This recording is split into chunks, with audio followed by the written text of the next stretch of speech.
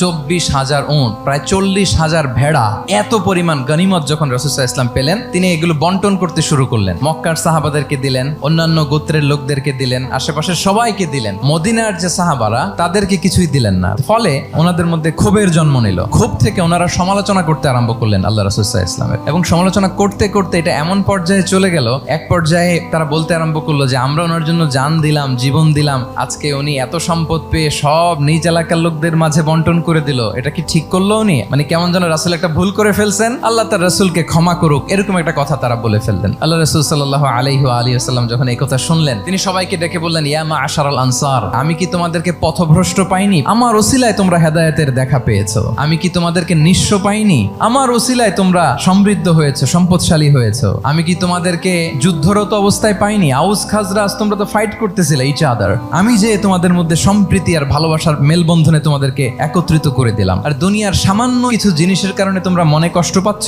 যেটা দিয়ে আমি কিছু মুসলিমদের হৃদয়কে আকৃষ্ট করছিলাম, আর তোমাদেরকে তোমাদের ইসলামের উপরই আমি ছেড়ে দিয়েছি। আমি জানি আমার আনসাররা তাদের হৃদয়ে যে ইসলাম আছে এটাই তাদের জন্য যথেষ্ট। তোমরা কি এতে খুশি হবে না? মানুষ উট আর ভেড়া নিয়ে তাদের এলাকায় ফিরবে, আর তোমরা আল্লাহর রাসূলকে নিয়ে তোমাদের এলাকায় ফিরবে। আল্লাহু আকবার। তারা বলল, ইয়া রাসূলুল্লাহ, আমরা শুধু আপনাকে পেয়েই খুশি। রাসূল সাল্লাল্লাহু আলাইহি ওয়াসাল্লাম বলেন, গোটা বিশ্বের মানুষ যদি এই পথ ধরে আর আনসারীরা যদি এই পথ ধরে, আমি এই পথ ছেড়ে দিয়ে আনসারীদের পথে হাঁটবো। আল্লাহ তুমি আনসারদের ক্ষমা করো, তাদের সন্তানদের ক্ষমা করো, তাদের নাতিদেরকে ক্ষমা করো। এভাবে মর্মস্পর্শী বক্তব্য যখন ইমোশনাল ইন্টেলিজেন্স দিয়ে যখন রাসূল সাল্লাল্লাহু আলাইহি ওয়াসাল্লাম বললেন, তারা এসেছিল ক্ষোভ নিয়ে, অসন্তোষ নিয়ে, পরে সবাই কান্না করে রাসূল সাল্লাল্লাহু আলাইহি ওয়াসাল্লামের কাছে ক্ষমা চেয়ে সেই মজলিস থেকে উঠতে বাধ্য হয়েছে।